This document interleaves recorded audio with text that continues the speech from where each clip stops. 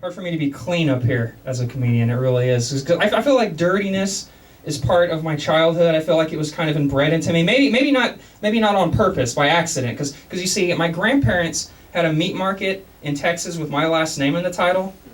You want to take my last name is Pullin. You want to take a wild guess at what it's called, sir? Pullin meat? Yes. Yes. Yes.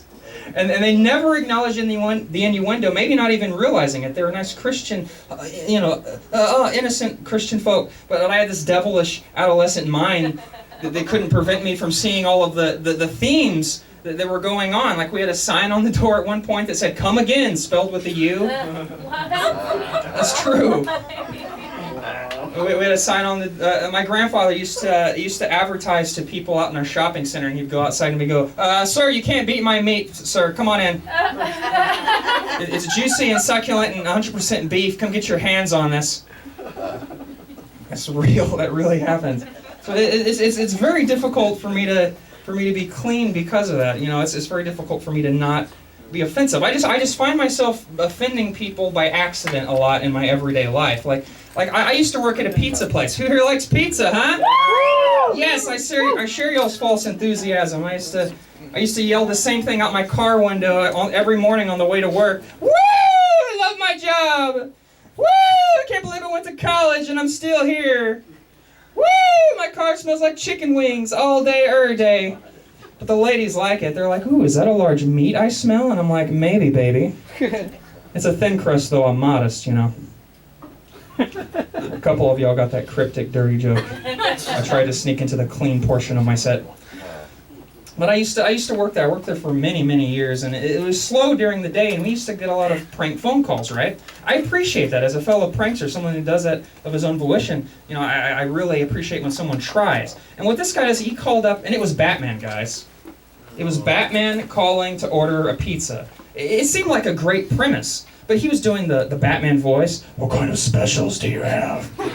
You know, easy voice that everyone can do. That's how you know it's a terrible voice, because everyone can do it.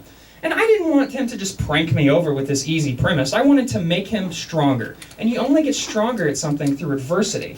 So I started doing the Batman voice right back to him. "What kind of specials do you have?"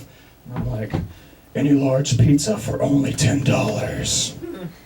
We're going back and forth, and he's just giving the order and doing the voice, which is fine, but I'm really letting him have it. I'm trying to get in the character. I've got the stance, I've got the theme song in my head. Da-na-na-na-na-na-na. I'm saying things like, "Would you like to add anchovies to your pizza?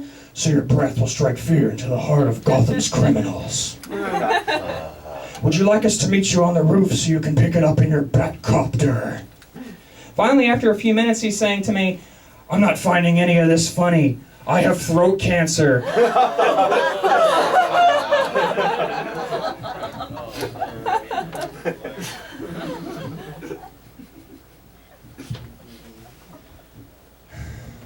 Why would you call a pizza place over the phone if you're using a drink?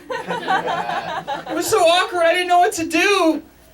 So I just kept doing the Batman voice. "So sorry, I didn't know that you had throat cancer. I'm just so excited for Dark Knight Rises, coming out on Blu-ray next Thursday. The total will be $27.95. It'll be about 45 minutes.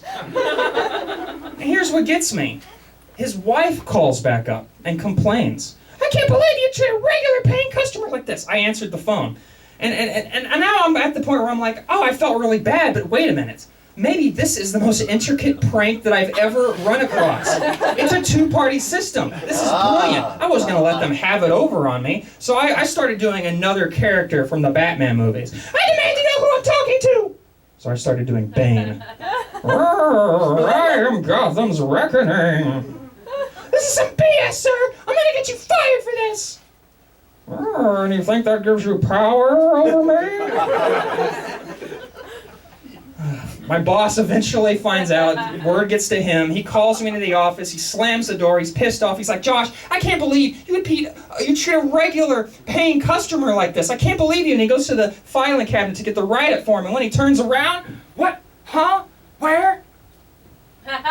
Vanished, just like the Dark Knight does with Commissioner Gordon. Because if there's anything I learned from Batman, it's to get the F out of there when accountability is on the line.